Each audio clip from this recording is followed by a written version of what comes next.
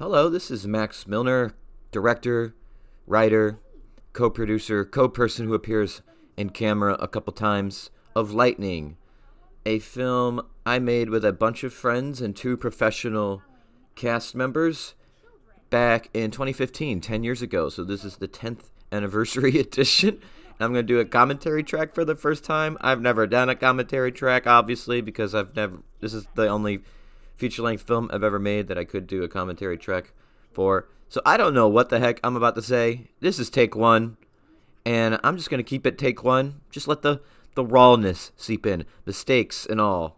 So, yeah, let's just get this train rolling, shall we? So, this is Megan Korimi Nasser. I found her on Backstage.com, a place where you can find actors and actresses and extras and stuff like that.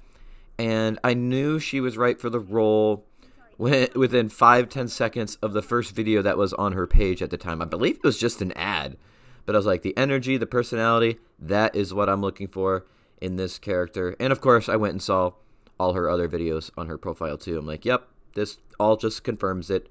And we shot this in Seattle, where I was living at the time, and that's me about to kick a imaginary head, and I believe it goes into the opening credits right here. So let me talk about some names. Yeah, Lightning, that's the name of the thing, right? I'll talk about Dale in a second. And we have, come on, credits, Micah Giles on the music. He is a lifelong childhood friend.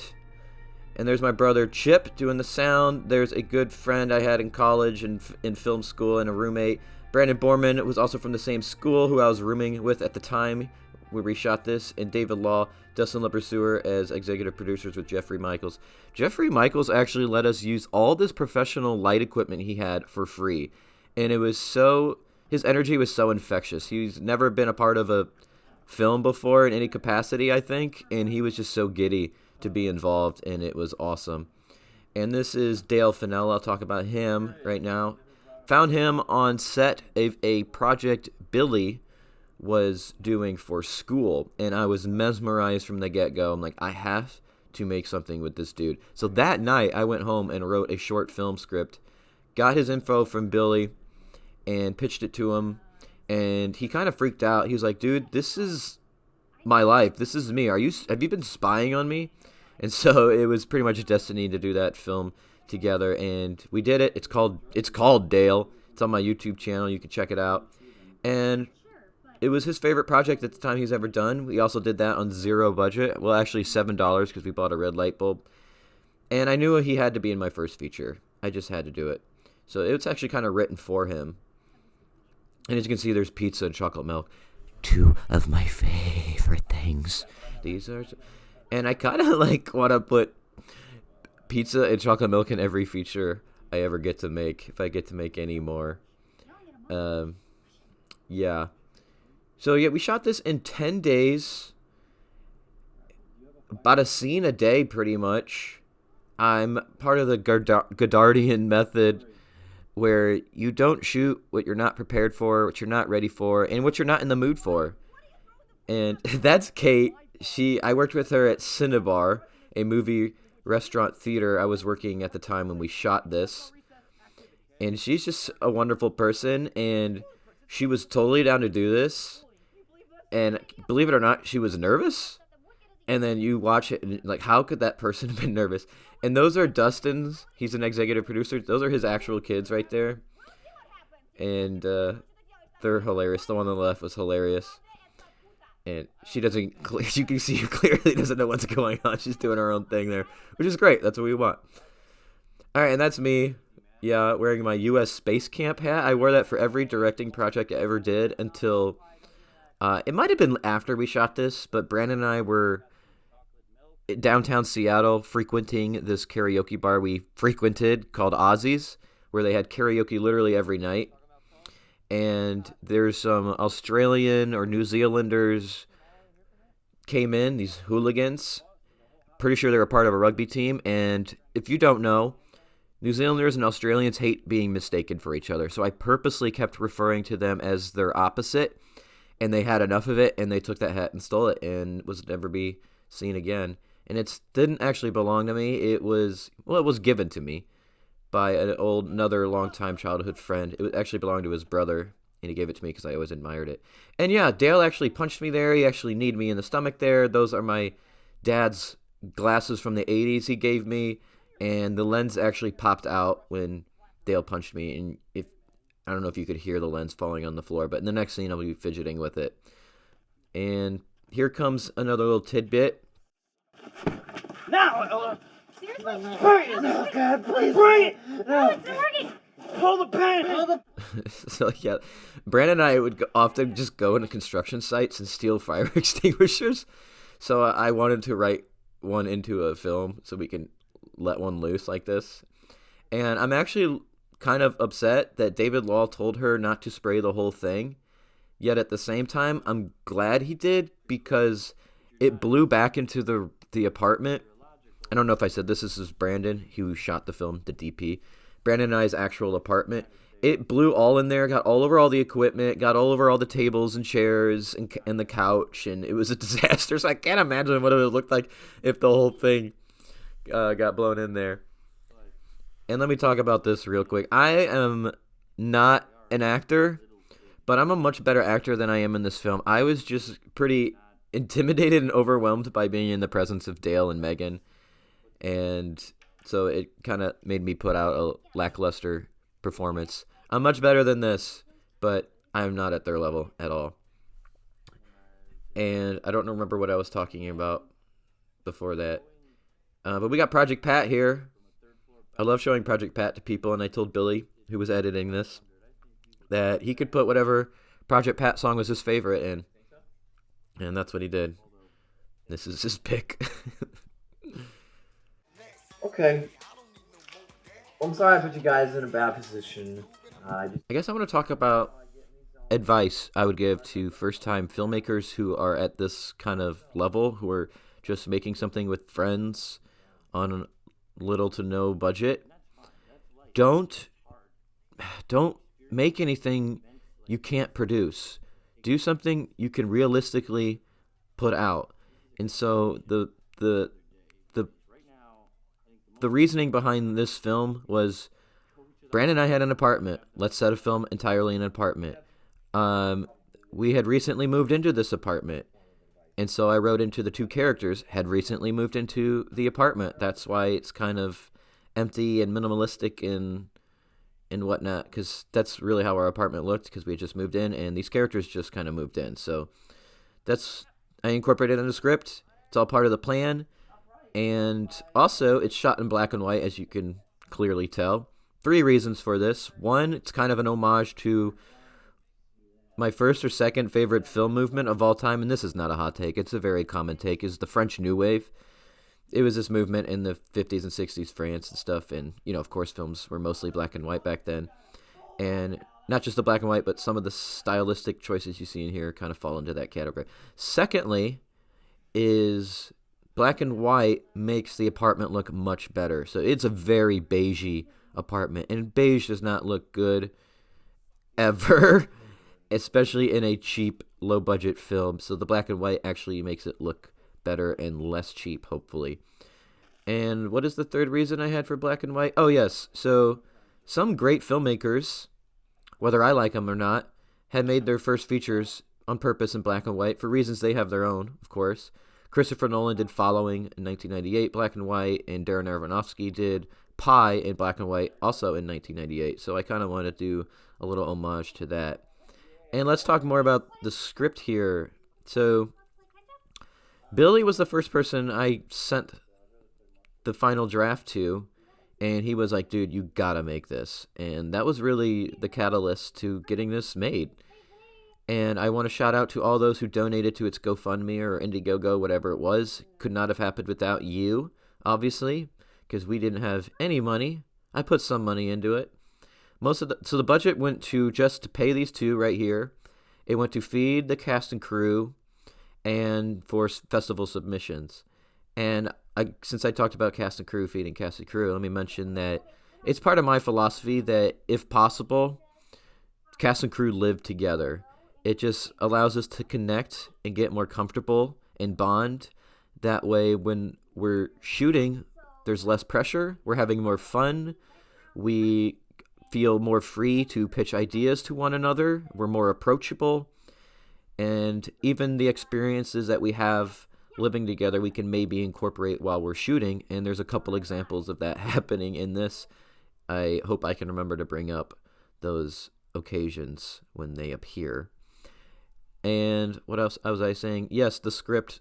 So the intention was, so she's going to explain kind of the gimmick to the film where they go into each room and talk about their life in regards to that room, if that makes any sense. So in the kitchen, that's where you prepare food, you know?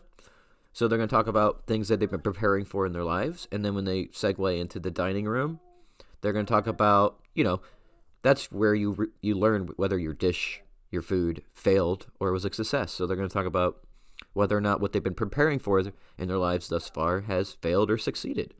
And so it kind of goes through that in the whole apartment. And I kind of put my own personal reflections, personal opinions in the script for this. And then when I met and pitched this film to these two wonderful cast members, I told them, feel free to use your experience, your personal reflections instead. And that way, it kind of became us all opening up to each other and connecting and getting more, and making the film more personal to all of us, to make it feel like it's all our film. And that's another philosophy I have. It's like, I know sometimes I say my film, my movie or whatever, but I always told the anybody who I've made projects with, like, hey, this is ours. This isn't just mine. This is ours. And so having them kind of put in their own lives and perspectives in the script was another way of getting it to feel like it was theirs too. But I'm not going to tell you which parts is me, which parts is them. That is privileged information, but there's a good balance. And that's not to say the film is like completely improvised. There is a lot of that, and I encourage that completely. I'm like, feel free to ad-lib, alter the dialogue when you feel necessary. And that's just kind of how I always made videos and stupid little movies with friends growing up. We always just kind of made it up as we went, the dialogue, and incorporated stuff into our life off the cuff into the thing. So that kind of just subconsciously made its way into this film. And it's kind of inspired and influenced by my other favorite film movement, mumblecore, if you know it. Big deal. Oh, you ready? So yeah, there's more like French New Wavy in this scene too. You've probably already noticed there's like jump cuts and stuff that are kind of jarring. That's part of the whole French Wave New Wavy thing for me. And there was a little mistake on my part. So for some of those takes, I don't know if I decided to put that cup underneath the faucet after we did takes without it or vice versa, but I wanted it there, as well as you can see the bananas and the bread under the arc of the faucet. I was especially more OCD like then than I am now, and I had to have that. And I had to have that glass right underneath where if you turned it on, it looked like it would be pouring into it. And I was upset that I realized after we were shooting that, oh man, it wasn't in all the takes. And I was kind of beating myself about it. And everybody's like, it's not a big deal. Don't worry about it. Who cares? I'm like, but continuity matters to me. And Megan was the only one that backed me up on that. She's like, hey guys, this means he cares about the production. He cares about what he's doing. He cares about the details. And out of my mouth, I said, yes, exactly. But inside my mind, I was like, no, my brain was just being bonkers. That's really all it was. But I like her answer better. I'm pretty good at parkour, so. Well, okay, Is no. that what you've been preparing for? Well, no, I want to know what you're doing now, though. Well, I'm still making stuff.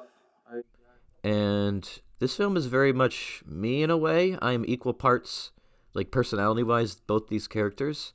But I also just put a lot of my own, not just film, cinema sensibilities and references and homages and whatnot, but also just things I like. So he's wearing a Wicca Phase Springs Eternal long sleeve. He's a solo artist. He did like emo trap, and he's evolved so much more since this.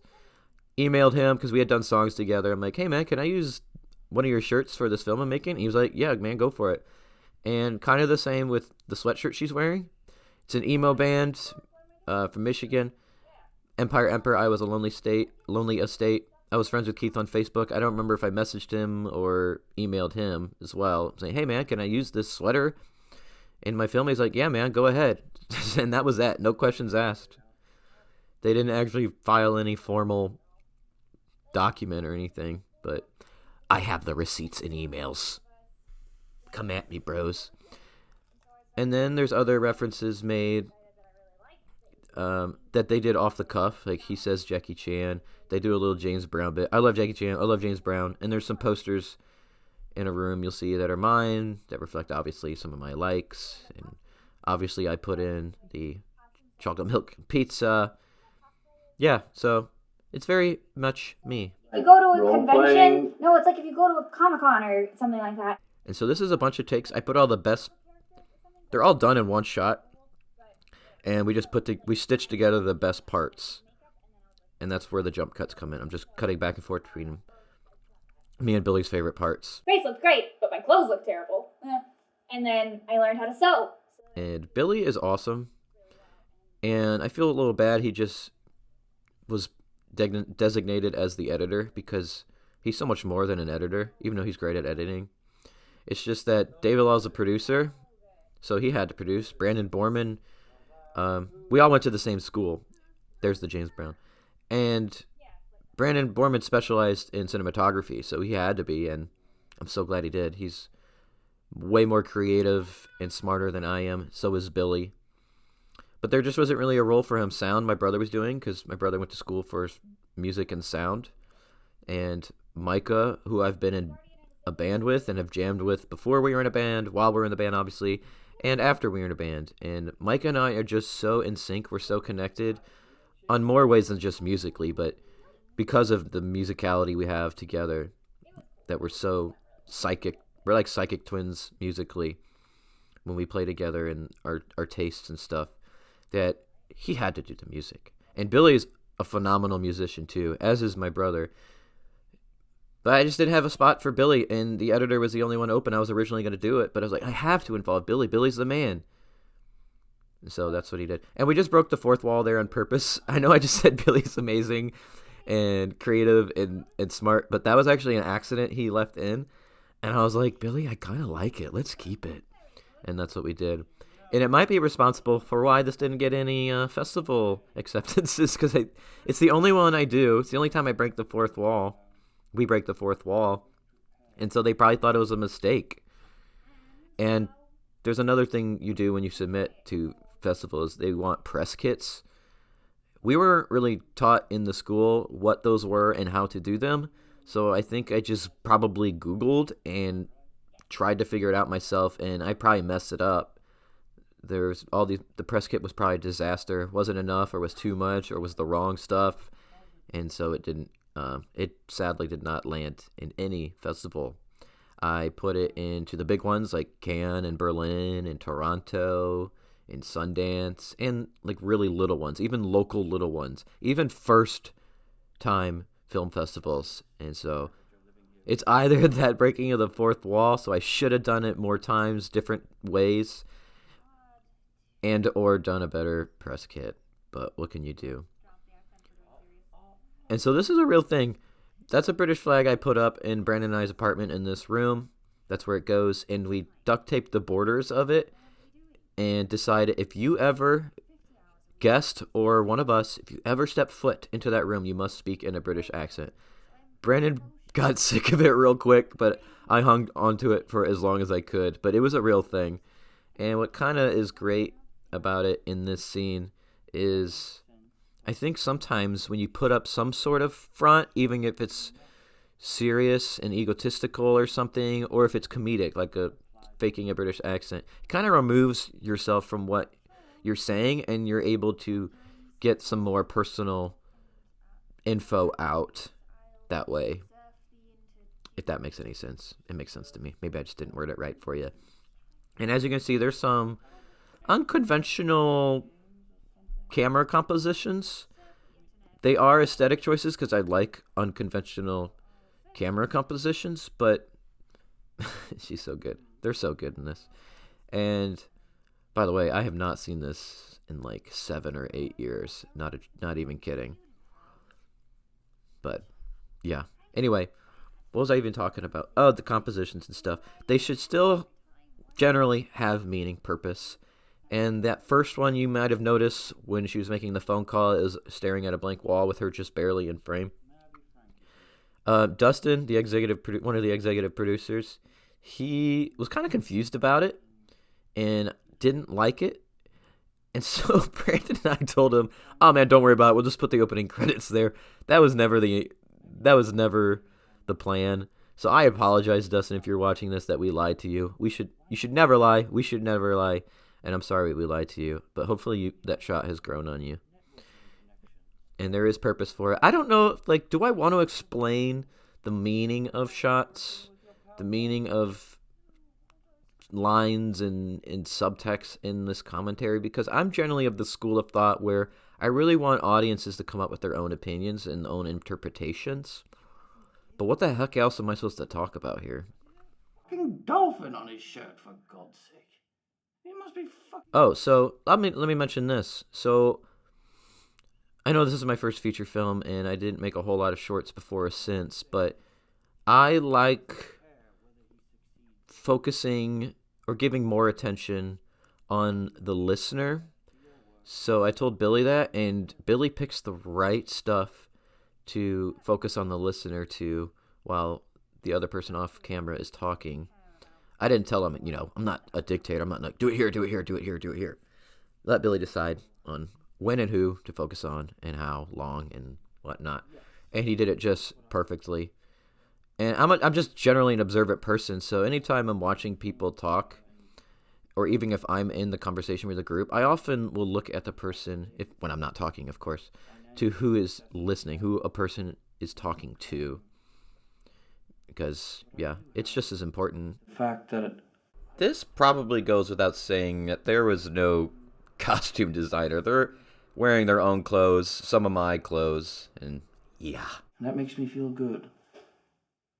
I've noticed this in films I've seen where sometimes the funniest lines or the funniest parts in a movie will be stuff that's off screen. Sometimes a line that is said off screen is so much funnier because it's said off screen. Yeah, and Billy chooses the right ones to do that in this. And that is not something I told him to do either. It's just Billy being Billy, the brilliant Billy he is. Billy is brilliant, Billy is brilliant, Billy is... Say that 5 times. I guess it's not that hard. Billy is brilliant, Billy is brilliant, Billy is brilliant. Yeah, it's not that hard. My bad. Not much of a tongue twister. It's a really nice sentiment that maybe I need to... Yeah, so it wasn't... So the original drafts of this script was far more poetic and pretentious than what it resulted in. I changed my mind in that direction. I was like, as much as I like poeticism and poetry and some pretentious stuff, I also equally as much like authentic things, realistic and natural stuff. And so I really had to rewrite this into something that was more along those lines. And I think it made for a much more enjoyable and better film at the end of the day. You really don't want to seem pretentious on a cheap budget, on a low budget. It just makes it that much more insufferable, I think. So I'm glad I made that decision. Nobody saw those drafts. Once I already changed it is when I sent it out. And like I said, Billy was the first one I sent it to. And obviously he loved it because he was like, you got to make this. And so we did. When that nostalgia hits you, it's either going to be beautiful or... I kind of wish I kind of went a little more pretentious in this conversation. I might have oversimplified the essence of nostalgia. They give their perspectives on it. He's more cynical, obviously, and she's more optimistic. But I wish I kind of mentioned kept in the part where I did at one point write the reason why we feel nostalgic sometimes is because, especially your childhood or something, your coming of age years, it's because the world just gets so much worse year after year, day by day. I think the reason we feel so connected, emotionally complicated, we miss those days when we were younger is because we are much more naive to the horrors and the complications and the stresses of life and of the world.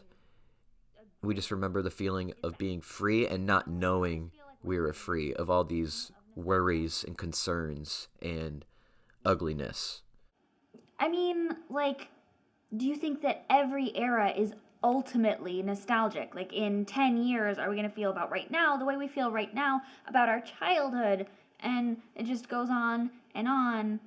You know what I'm saying? I don't know. My childhood kind of sucked, so it's hard for me to empathize with you. I need some water. Talking about makes me thirsty, and everybody should drink lots of water, and especially me because I have a third kidney given to me by my gracious and selfless, awesome brother. Love you, Chip. I love you, Chip. So that's a thing I've always bothered me, and I just did it. And I almost never do it, where you just say love you instead of I love you. Why do we omit the I? It's just one letter. It's one syllable. Say it. It's more meaningful. It's more personal when you just say the I. I love you. So I love you, Chip. I'm sorry I said love you at first. I never do that. I think just saying the love you kind of distance you from that vulnerability. Maybe that's why people don't always say the I.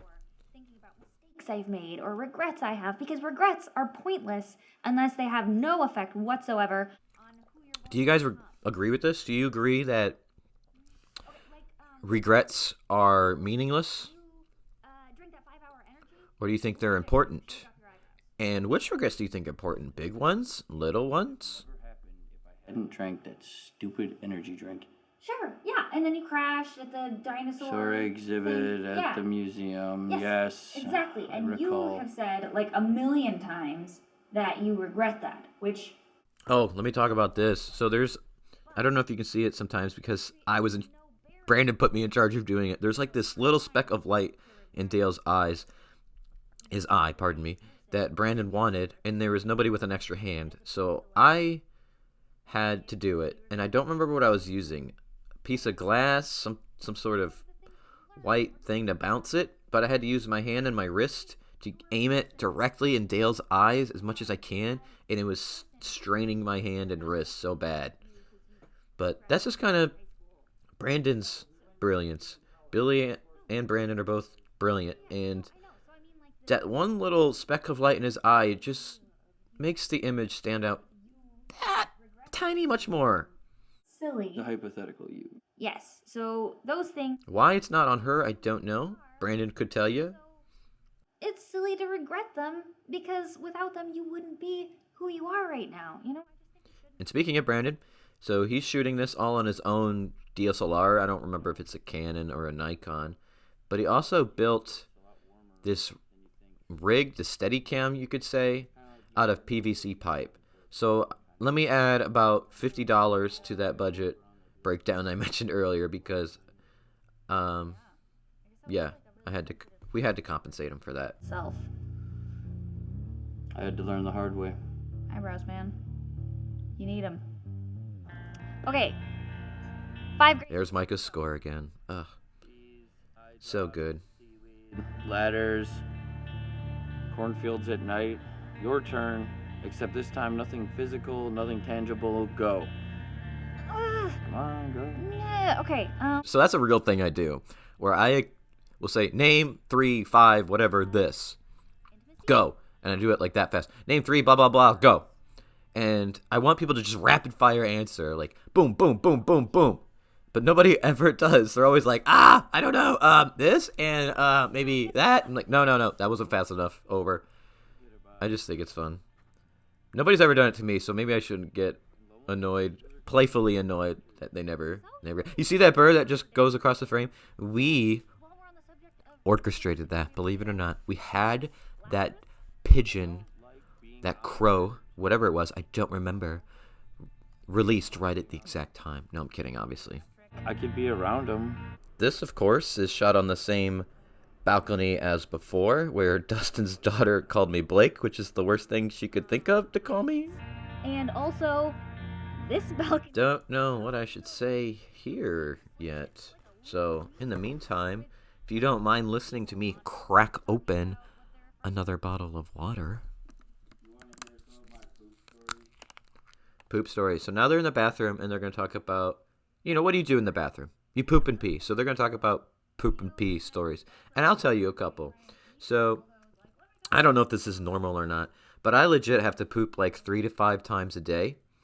And me and some friends did some questionable things when we were younger, notably in high school. Some more than others. So, for example, I have a friend to this day who back in the day, he will not be named, once, maybe even twice, pooped in front of our PE teacher's front door. And another time, there was this Buffalo Wild Wings we used to frequent like 3 or 4 times a week. And one time he pooped in his own hand and rubbed it on car door handles. So, obviously a person would go to reach the door. Maybe they're looking on the phone or looking up or whatever, and they grab their car door handle. They get poop on their hands. Oh, it's so terrible.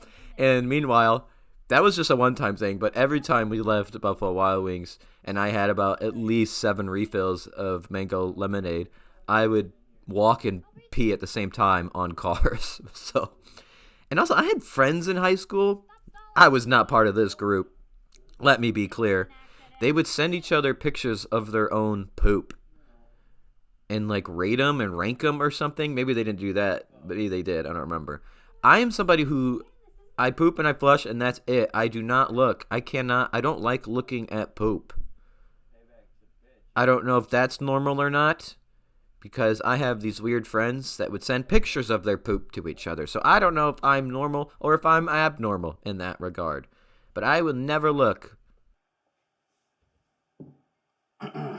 So I actually told Dale if he could to poop for real during this scene. And if he's not pooping for real, he's definitely trying. I can attest to that. And to any kiddos out there who are thinking about becoming directors, you got to think about the little things. So Dale is pooping.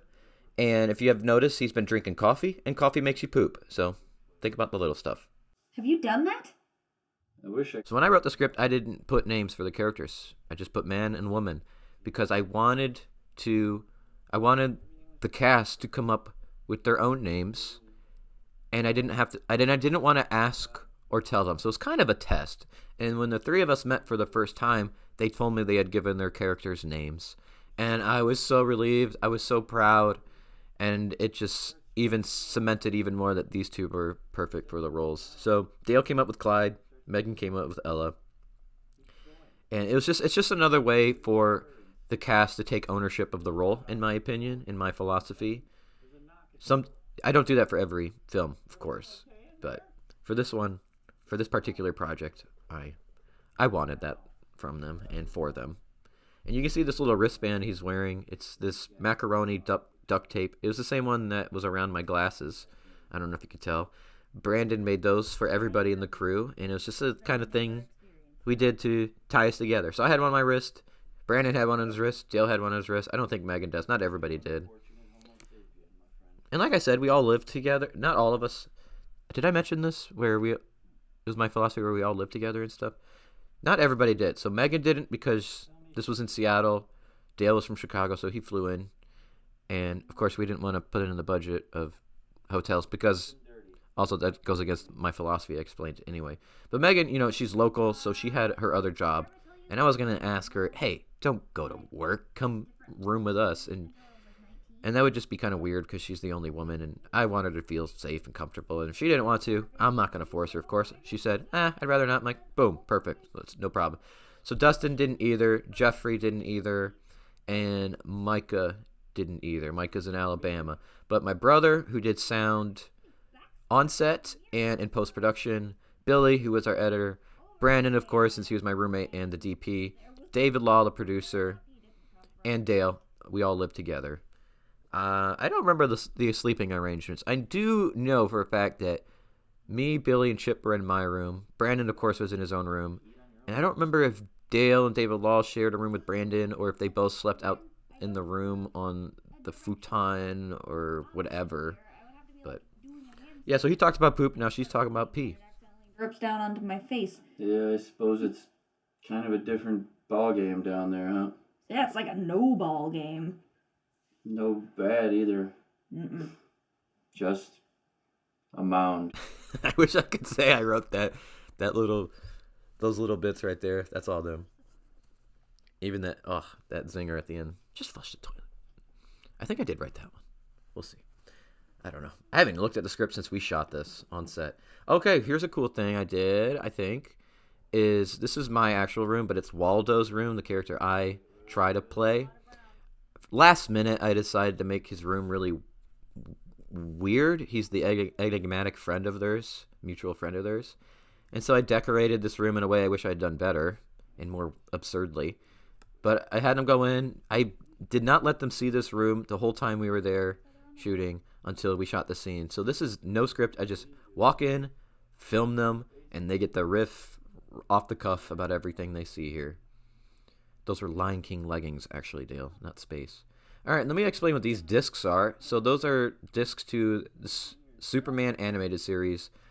A friend from the thrift store I used to work at let me borrow because I let her borrow my Pusher Trilogy box set, and she never returned it, and then she moved. And so I told myself, fine, I don't like Superman. I never liked Superman, and I didn't like the show either. She let me borrow it because I told her, like, I hate Superman. And she's like, no, watch this. You'll love Superman. Didn't work. So I stuck him on a wall. Well, here's why you have... Here's why you have ants. So, like I said, you can incorporate experiences of living together into the script, and that's a real thing. Dale noticed we had a bunch of ants, so when he points that out, he's like, here you have ants. This is why you have ants, because there's rice cereal. Rice Krispies on the wall there. Anyway, I don't remember what I was talking about.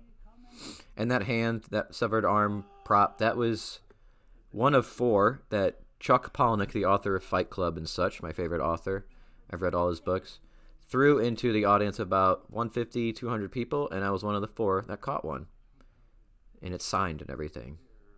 And there is another piece right by it with a bunch of dotted marker marks on it. My mom got rid of that. I'm so mad. I'm still mad about that, Mom, if you're listening, watching. It was done in high school. I would have the same group of friends over every New Year's, and we would just watch stupid horror movies and have a good time.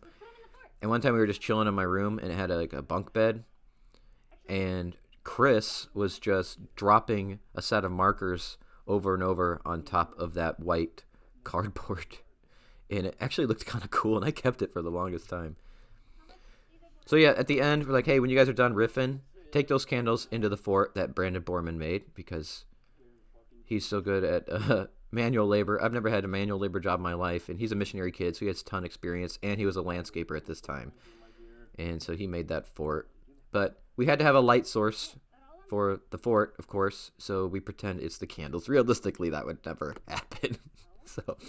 So the lights are actually the Jeffrey Michaels lights. We appreciate you, buddy.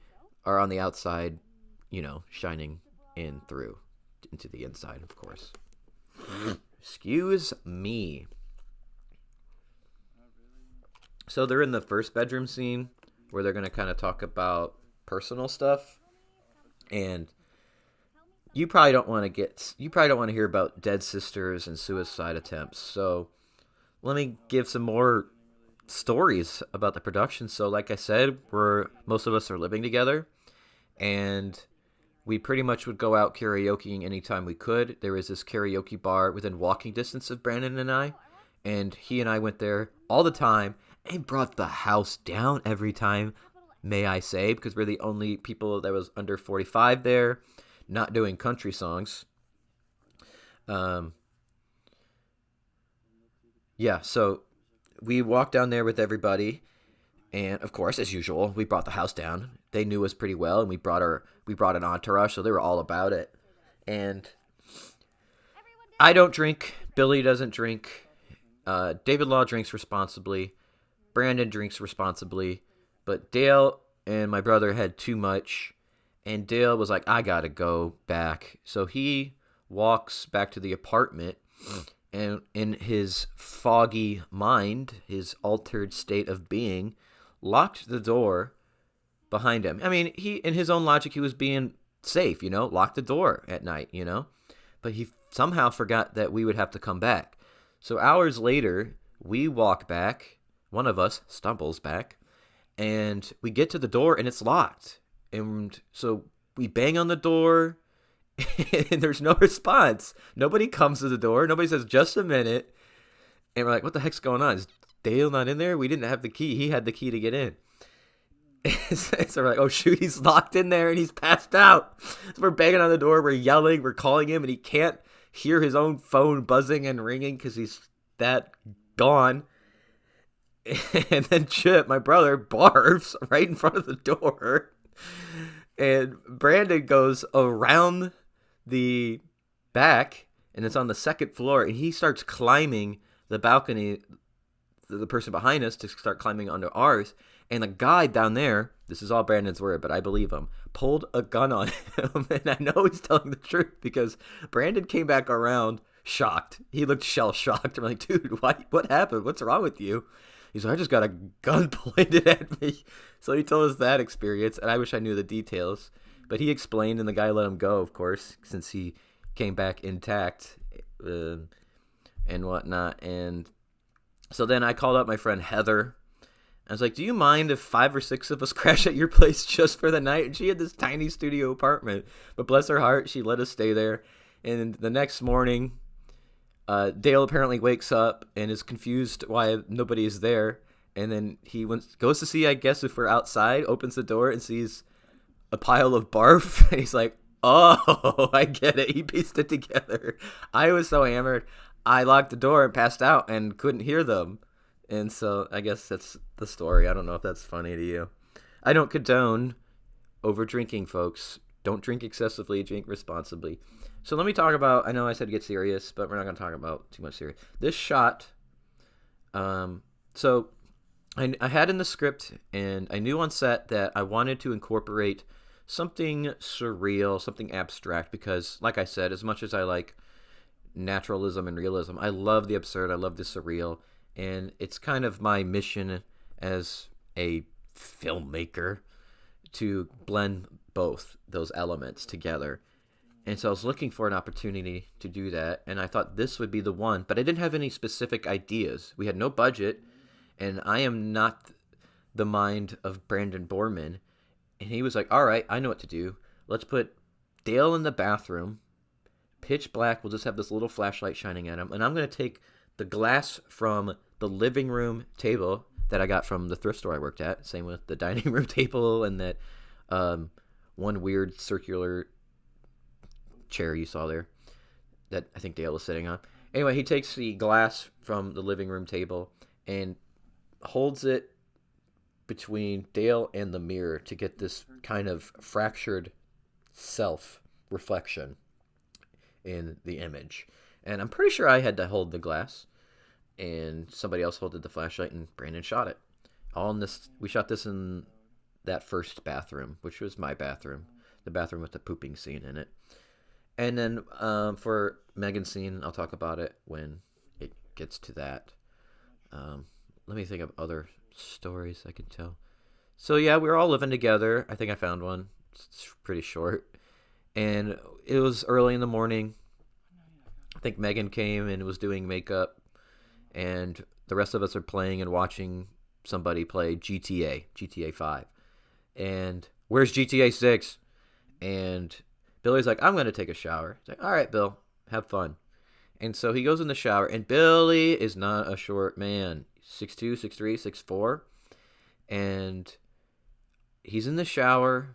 It's been a few minutes, and suddenly we all hear clunk. Like, we're all like, what the frick was that? Minutes later, Billy comes out. We're like, what was that sound? He's like, I slipped in the shower. We're like, oh, dude, are you okay? He's like, I'm all right. Just Billy's a big dude. I don't know. I've never slipped in the shower. Have you? I don't know how that works. And I don't know how somebody who's 6'2", 6'3", 6'4" slips in a shower, but that's gotta hurt, no matter how tall or short you are.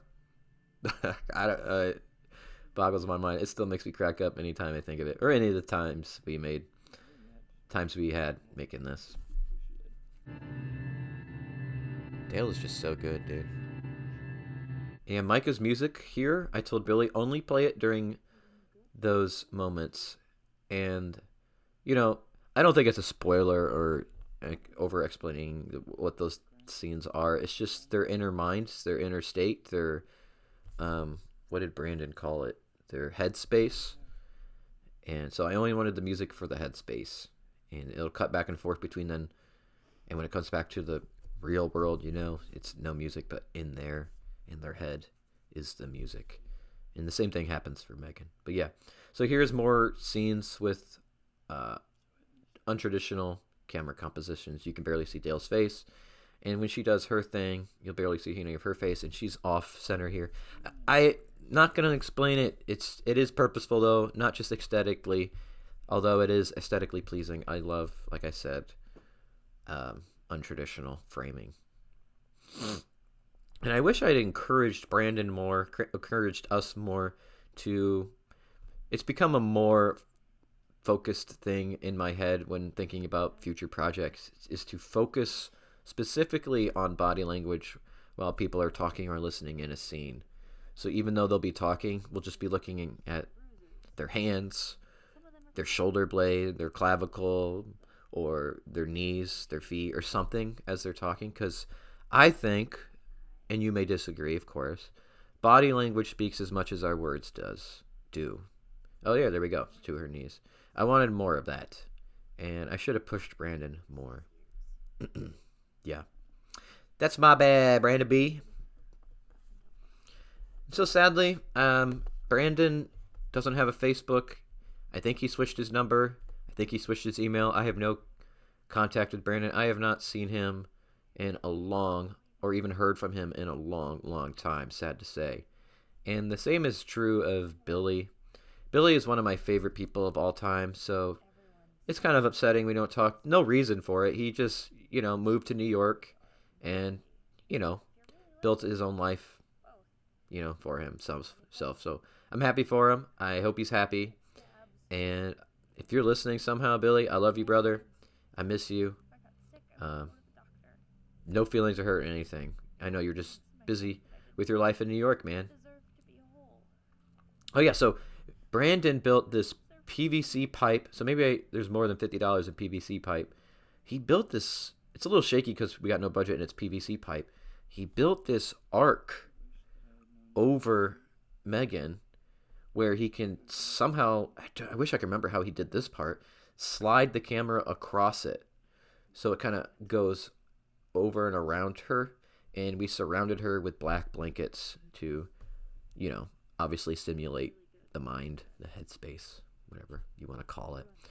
So, yeah, I didn't come up with those scenes. As much as I would like to claim credit for it, the only thing I could say is, I asked Brandon, what could we do for these two surreal, abstract elements? And he thought about it and came up with these. And like I said, we shot this in 10 days and pretty much just a scene a day. This, I think, was the longest day. We did all their shots and their those headspace, those inner states shots the same day. Because I didn't want to put them in this place in their head to do these scenes on different days. So I was like, today is a very serious day. This is all we did that day. And so it's just these two headspaces and these two little monologue-y things. And we called it a day for that. Some days were longer, like this one, and some days were really short. Like I said, the whole Godardian thing. Don't shoot what you're not prepared for. Don't shoot if you're not in the mood. The project will be hurt if you're not in it and if you're not ready. But then again, one could say, are you ever really ready? So, we'll see what you think. Was that wise? Let me know in the comments below.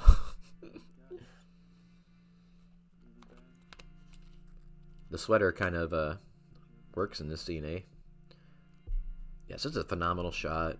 Phenomenal music by Micah. Phenomenal performance by Megan here. Like once a year, so it became this sort of annual event that I never really meant to fail.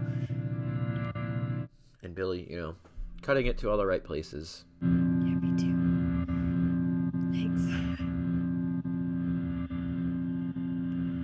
Failing isn't always failure. You know what I mean? Nice. There we go.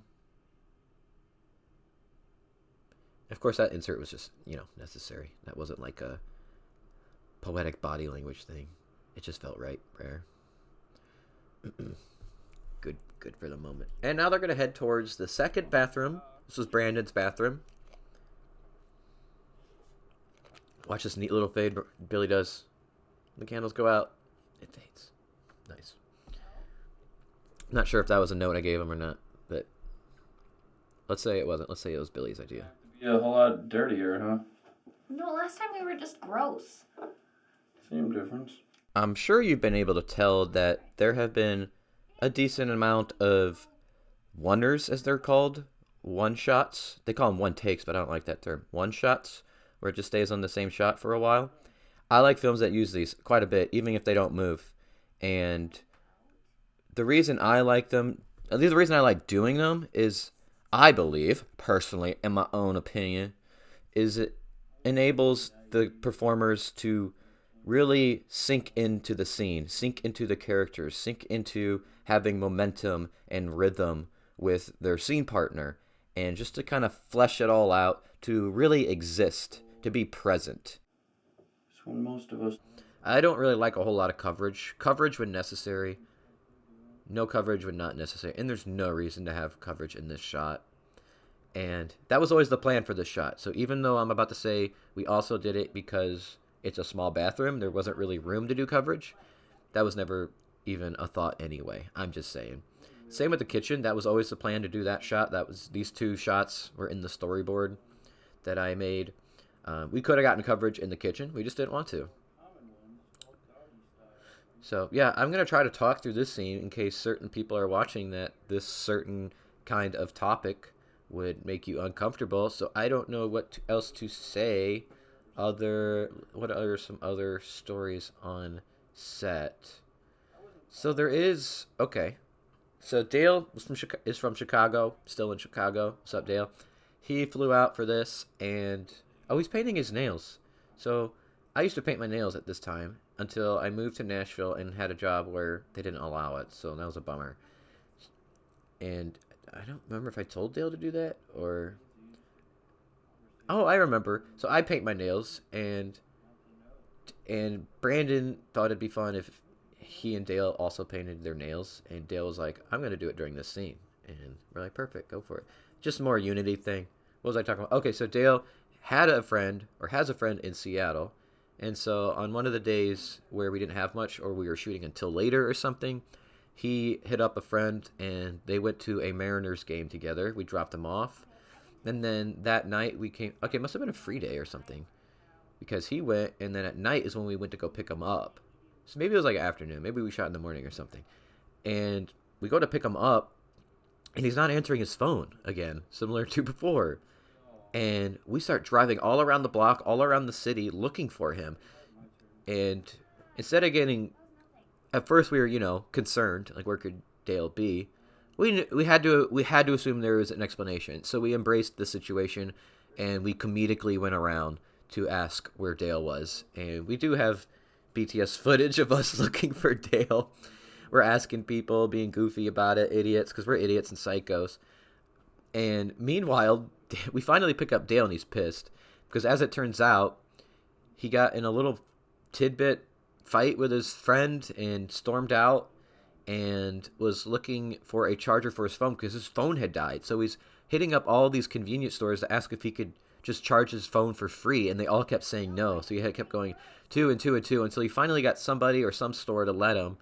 And then that's when he called us, and we picked him up, found him. And he gets in the car and is pissed, and we could easily tell. And I was trying to cheer him up. And for some reason he sent me his first feature film that he starred in or acted in. I don't know if he was the star. I don't remember.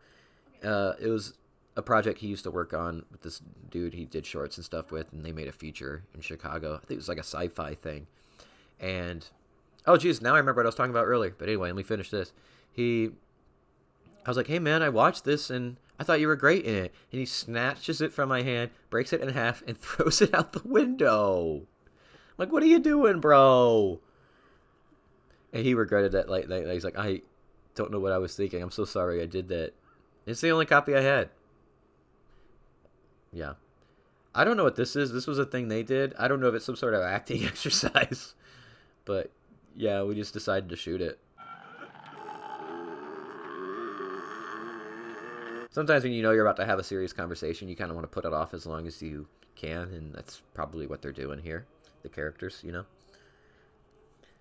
Oh, yeah, so I was saying, did I already say this? Where a lot of people in a position like this where you have little to no budget, you want to... yeah, I did talk about that. Never mind.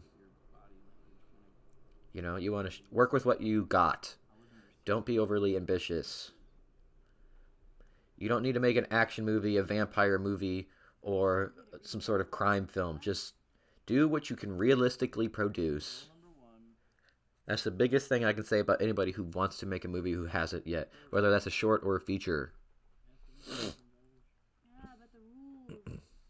Oh yeah, so you can hear some rain on the rooftop here. I don't know about you. I like the sound of rain on roofs, and it's really poignant, I think, when you have serious conversations, real quiet, serious conversations, that the rain can be heard, because nature just kind of goes on no matter what you're feeling or expressing or experiencing. Excuse me. So it was important I put that in there, and Chip found some good rain sounds, and that's pretty much how it sounded like when it would rain on Brandon and I's roof. And speaking of rain and stuff, this was in Seattle. I'm originally from Illinois for the first 20 years of my life, and I spent about 3 or 4 here in Seattle. It maybe thunderstormed and lightninged, if that's a word, twice the whole 3 or 4 years I was there. Sure, it rained, and a lot of people have this impression that all it does is rain there. It's kind of not true. I think that's just something people in Seattle say to keep people out. I mean, it likely rains more than wherever you're from, you know, but it is always just a light little drizzle. It's barely anything, and it doesn't last all day. However, I will say it is pretty cloudy most of the time, overcast, except for summer. Summers are actually the best in Seattle, and I don't know if it's because it's so short and because it's really sunny, and everybody there just really embraces it. They do not take it for granted. When summer hits, anybody and everybody is outside. You know, it's just amazing. They're going to the bay and swimming and beaching out because it's the only beach they got, you know, in that area. They go to the parks. We even went to the park while we shot this. This was in April, and we went to Gasworks and hung out. I think we ate food there, and we threw frisbees around and stuff. It was a good time. Wedding planned. She was in. Oh, speaking of like the painting, the nail thing, and I had my hair bleached in this film too because I was bleaching it at the time. And then I moved to Nashville after this film, and Seattle is my place. I always knew it was. I had visited once, and everybody there is just really about self-expression. They do not care what you look like, how you dress, how you do your hair, if you paint your nails, whatever. And nobody will ever do a second look at you. It's just like, this is Seattle. That's normal. I've seen it my whole life. Who cares? But when I moved to Nashville, all I had was bleached hair, and I got looks and comments so often. One old lady even said to my face, she's like, young people these days, it's bleached hair, it's blonde. It was like beach blonde. Like, that's a natural hair color. It's not red. I mean, I guess redheads. It's not blue, pink, purple, green. Not that it matters. You know, rainbow. Not that it matters. Who cares? What do you care? It's blonde, for crying out loud. And painting my nails, like, who cares? And I had to quit doing that because of jobs. I was working with food and stuff, you know, and they're like, no, you can't have nail polish getting in food. I'm like, understandable. And I've worked a lot with food since, so I don't really get to paint my nails anymore and stuff. Oh, here comes Micah's awesome music again. And Billy is going to do another cool editing trick that he did on his own. And you see these posters. These are my posters we put in Brandon's room. This is Brandon's room. I had a lot more, but there's two reasons. I didn't want to overcrowd the image. I wish I did. And I didn't have everything. Much of it was still at, my parents' house and stuff. And that's a brand new poster, I believe, if I'm not mistaken. That's my favorite band. And I can't recall what those other posters are. But Billy's going to do a cool trick where he overlays both these shots together. And the lights coming from that concert shot of Brand New or whoever it is kind of builds. Yeah, here it comes. Kind of builds this little. Oh, man, I maybe be explaining things that I wish you would interpret for yourselves. Is that not obvious? I'm going to say that's obvious, right? What that is doing. So, I won't say. I encourage you to use your own brain, okay? In the age of articles and YouTube videos and podcasts of people explaining what shots in films mean, what, themes there are in a film, and what symbols there are in films. Everything is so explained to us everywhere we go now, where I think we're losing critical thinking skills, and I don't want to be a part of that problem. And I've never wanted to be a part of that problem. Ever since I started writing, even before I was doing films instead of just stupid videos with friends, I never wanted to explain things. I always wanted people to have their own interpretations and stuff. And call me pretentious for that all you want. I just think it's better for you as a viewer, better for you as a person, more fulfilling for me to hear different takes. I also have this idea that once you make a film and there's an audience, it's not yours anymore, it's theirs. So they can interpret it however they want. It can mean whatever they want to them. As long as it's not outlandish. Like, you can't look at this film and be like, I think this is about how... I don't know, I can't even think of an example. Absolutely. It's like, I think this is about AI that's taking over the society. Like, obviously you can't get that from this. So there are technically wrong interpretations, but there's plenty of valid ones, even if I didn't intend them, maybe even if I didn't even understand where you're getting that, but it like makes sense somehow. I'm over talking. I'm starting to sound stupid. It's strange. I don't know.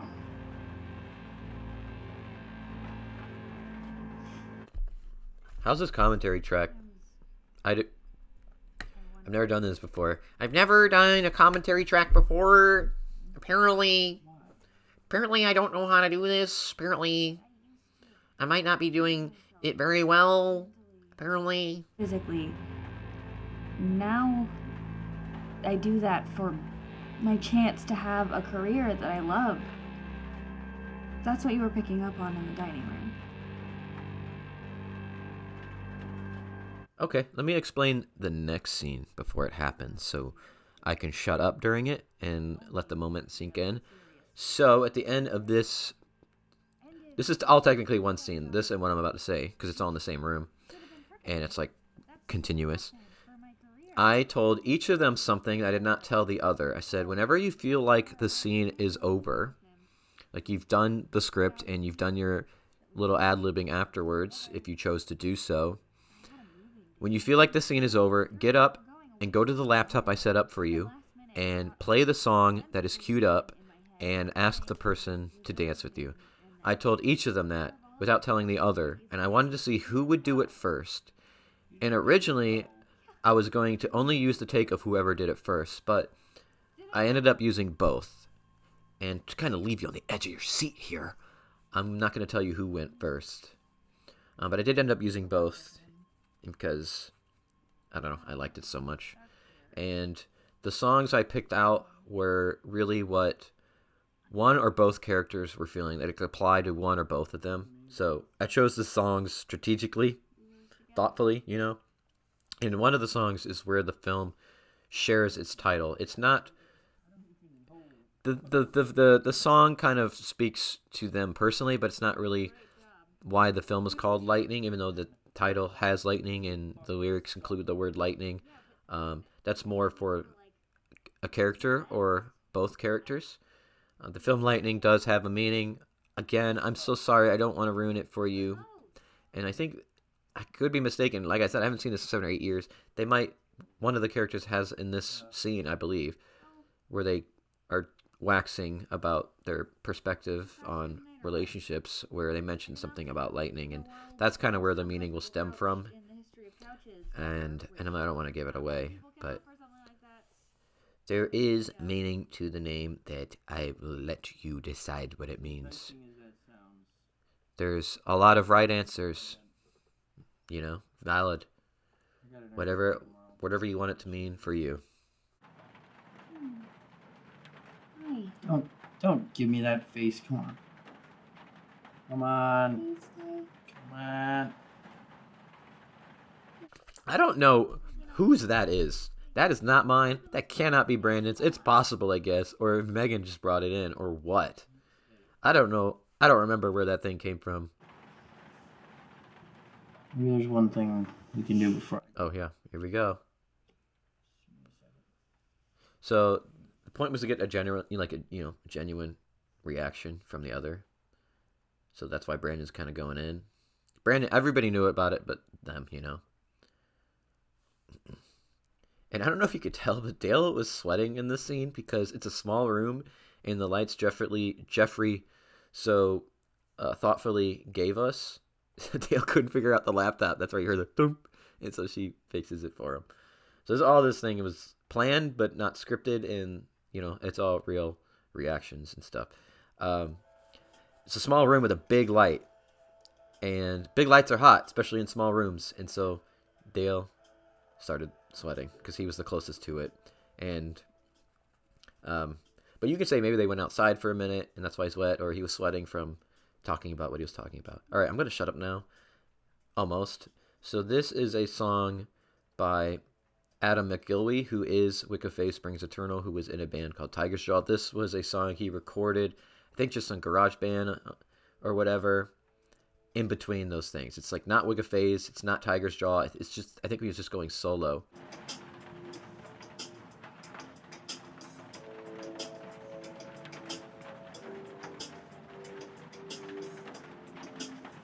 His name's not Adam McIlwee anymore. He changed it to something I can't pronounce. Oh, here we go.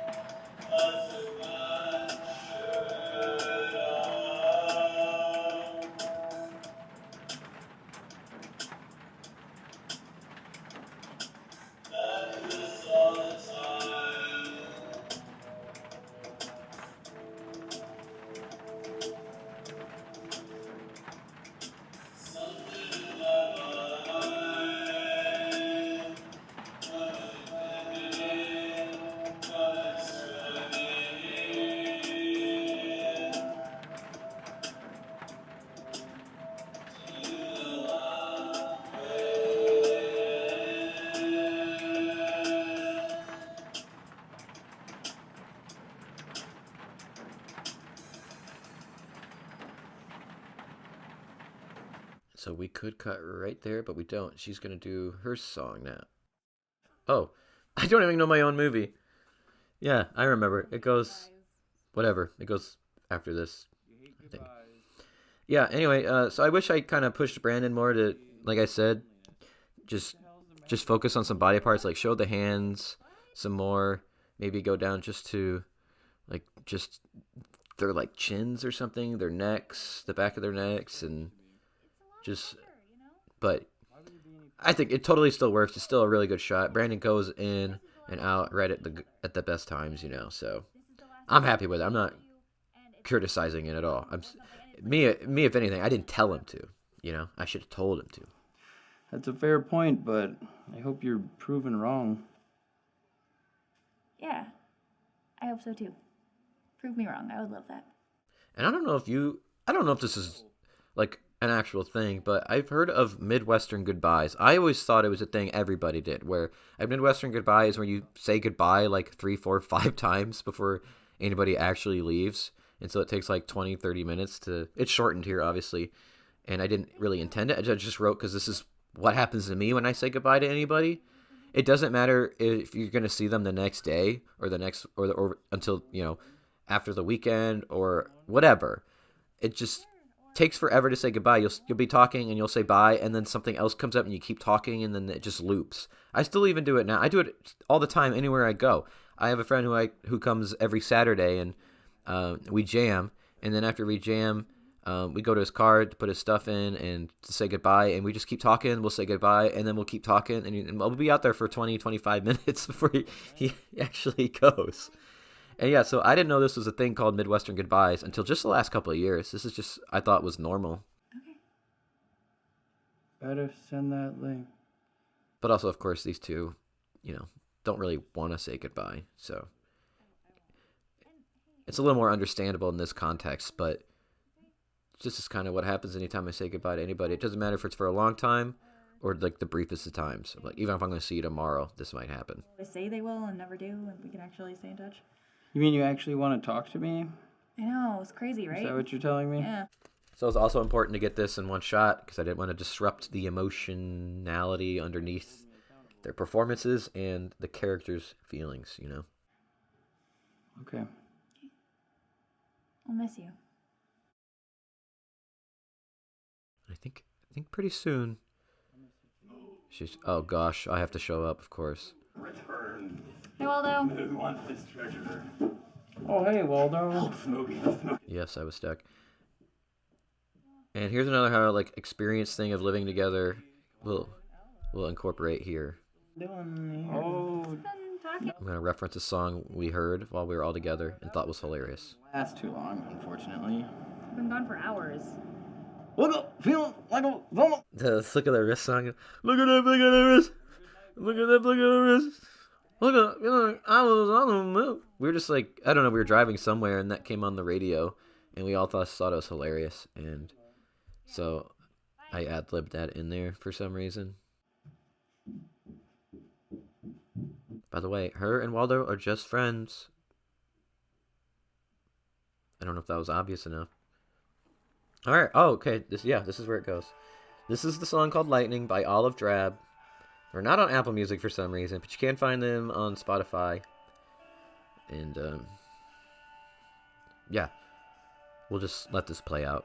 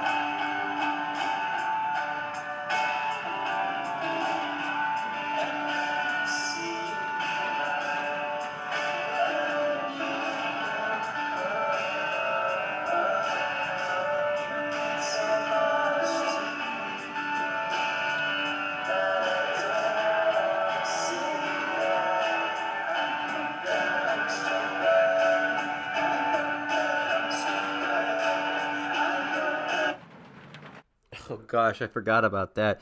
The song wasn't supposed to just cut there, and somehow my laptop was just like, nope. But it kind of worked, especially in those lyrics there.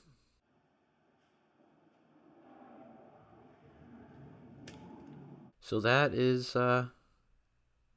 that's Lightning. That's the first feature film I ever made, and I made it with a bunch of friends and 2 awesome cast members. I appreciate you guys so much. This movie would not be nearly as good without you. Same with Brandon, same with Billy, same with Chip, same with Micah and his music here. This wasn't the original end song. That was another piece, and I thought this fit better. And this wasn't something Micah made for the film. This is just his own music, and I was like, no, this will fit better. And I'm always begging Micah for all his music. Always. He just makes music by himself, for himself, and I always email him like, please, if you got anything, give it to me.